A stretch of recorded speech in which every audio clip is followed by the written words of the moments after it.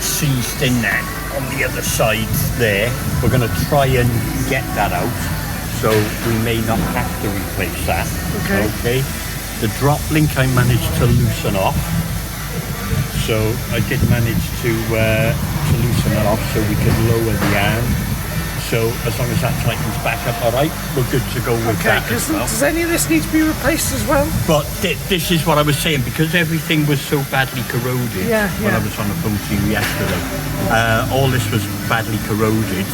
I'm going to see if I can tap the pin out. If I can tap what's left of the pin out, then we won't have to replace that. I've managed to leave this soak overnight and loosen off the bottom nut there. Okay. See that there? Managed to loosen off the bottom nut.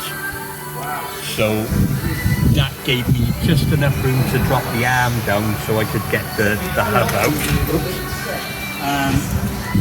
So what I done was press the bearing in. Well, after I pressed the bearing out, press the new bearing in, and it was covering. That's where the circlet was in. It was too tall. So that's basically, it's just a matter of waiting around for the other bearing. Okay.